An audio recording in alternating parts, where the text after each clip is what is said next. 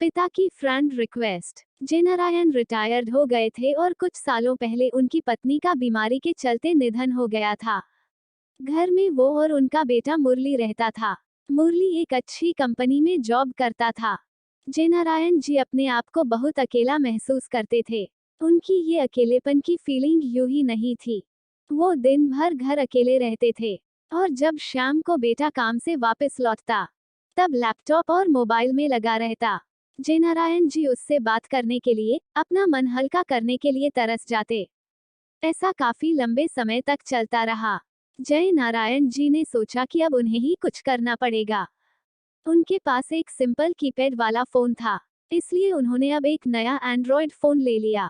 इस फोन में उन्होंने अब सोशल मीडिया का यूज कैसे करना है वह सीखना शुरू कर दिया। शाम को जब उनका बेटा काम से घर आया तो उन्होंने उससे कहा, बेटा मुझे जरा सोशल मीडिया कैसे इस्तेमाल करते हैं सिखा दोगे।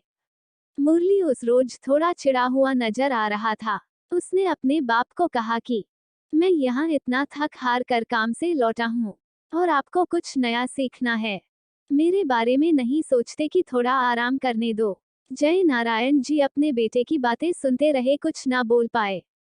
उन्हें अंदर से बहुत बुरा लग रहा था, लेकिन वह अपने आंसू रोके हुए थे। अगले दिन सुबह जय नारायण जी ने अपने बेटे के लिए उसके मनपसंद का नाश्ता बनाया।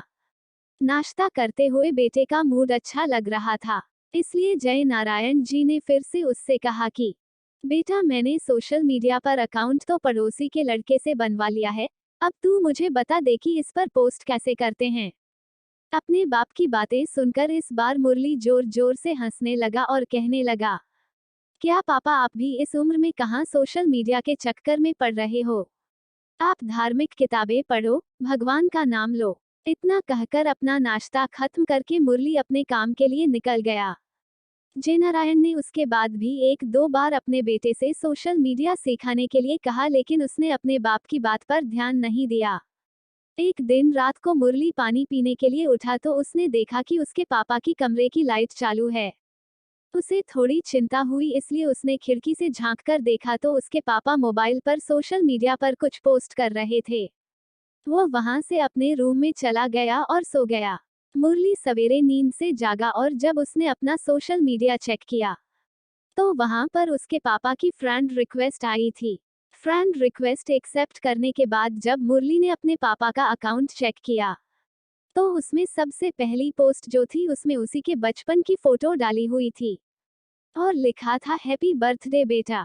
मुरली को अब रियलाइज हुआ कि क्यों उसके पापा सोशल मीडिया सीखने के लिए इतने पीछे पड़े हुए थे और क्यों ये काम उनके लिए इतना ज्यादा इम्पोर्टेंट था। उसकी आंखें नम हो गई। वो सीधा अपने पापा के कमरे में गया और उनके गले लगकर उनसे माफी मांगने लगा। दोस्तों, हम उन चीजों को ज्यादा महत्व देते हैं जो कीमती है, लेकिन अमूल्य चीजों को अनदेखा कर देते हैं। माँ बाप और बाकी रिश्ते, इनको कोई भी कितनी भी कीमत देकर कभी खरीद नहीं सकता, इसलिए इनकी वैल्यू करना शुरू करो। आशा करती हूँ कि आपको ये वीडियो पसंद आया होगा। वीडियो पसंद आया हो तो उसे लाइक करें, शेयर करें और सब्सक्राइब करें। धन्यवाद।